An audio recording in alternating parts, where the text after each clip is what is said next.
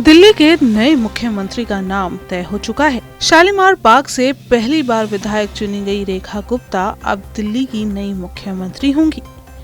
लेकिन क्या आप जानते हैं कि रेखा गुप्ता का संबंध हरियाणा से बहुत खास है और खासकर विनेश फोगाट के गांव से तो उनका गहरा नाता बताया गया है।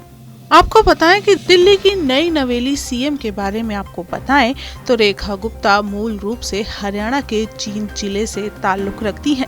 उनका जन्म साल 1974 में जींद के जिले जुलाना में हुआ था। वहीं कांग्रेस विधायक और पहलवान विनेश फोगाट भी हरियाणा से आती हैं। विनेश का जन्म भले ही भिवानी जिले के बलाली गांव में हुआ हो, लेकिन उनका जुलाना से भी नाता है। विनेश फोगाट जुलाना से मौजूदा विधायक हैं और साथ ही साथ विनेश फोगाट का जुलाना ससुराल भी है, यानी रेखा गुप्ता का मायका विनेश फोगाट का ससुराल है। पिछले साल हुए हरियाणा विधानसभा चुनाव में विनेश फोगाट ने कांग्रेस के टिकट पर जुलाना से सीट जीती थी।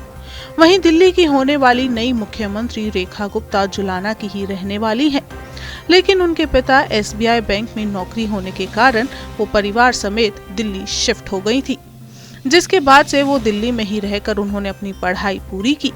उन्होंने डीयू के दौलत राम कॉलेज से मास्टर ऑफ आर्ट की पढ़ाई की। हालांकि अब भी उनका परिवार जुलाना में कारोबार करता है। वो अक्सर जुलाना आती जाती रहती हैं। रेखा की अपनी कॉलेज टाइम से ही राजनीति में एंट्री हो गई थी। कॉलेज के टाइम से ही रेखा अखिल भारतीय विद्यार्थी परिषद यानी ABVP से जुड़ी थी। काफी एक्टिव होने के कारण उन्हें पद भी बहुत जल्दी मिलते रहे। वहीं अलका लांबा ने भी 1995 की डूसू चुनाव की एक तस्वीर सोशल मीडिया पर शेयर की है, जब अलका अध्यक्ष और राज्य महासचिव के पद पर निर्वाचित हुई थी। अपनी पोस्ट में उन्होंने रेखा गुप्ता को सीएम बनने की बधाई दी है। कांग्रेस नेता ने लिखा है कि 1995 की वो यादगार तस्वीर, जब मैंने और रेखा गुप्ता ने एक साथ शपथ ग्रहण की थी।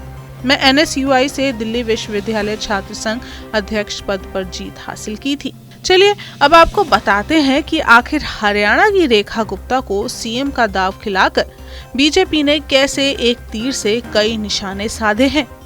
रेखा गुप्ता को सीएम बनाकर बीजेपी ने दिल्ली ही नहीं बल्कि बिहार और पश्चिम बंगाल तक निशाना साधा है।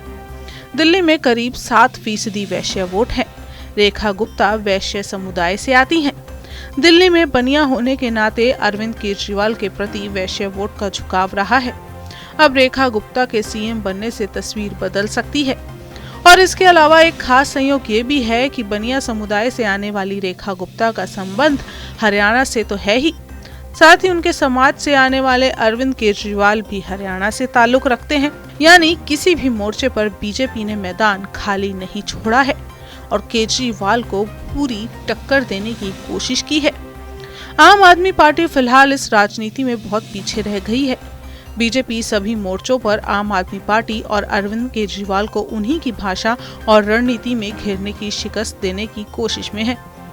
बीजेपी ने दिल्ली की कमान तेज तर्रार नेता रेखा गुप्ता को सौंपकर ये संकेत दिया है कि पार्टी राजधानी में महिला नेतृत्व को प्राथमिकता दे रही है। यानी महिला सशक्तिकरण के साथ साथ बीजेपी के प्रमुख टारगेट केजरीवाल को भी रेखा कड़ी टक्कर देती दिखाई दे रही है, चाहे वो उनके समाज का मैटर हो या उनके जन्म स्थान का। तो कहना गलत नहीं होगा कि बीजेपी ने एक पंथ से दो काज किए हैं। आप रेखा गुप्ता के दिल्ली के सीएम बनने पर क्या राय रखते हैं? क्या आपको लगता है कि हरियाणा में भी महिला सीएम हो सकती थी? अपनी राय कमेंट बॉक्स में साझा जरूर करें और हरियाणा की रेखा गुप्ता के बारे में भी आप क्या सोचते हैं, ये भी हमें जरूर बताएं।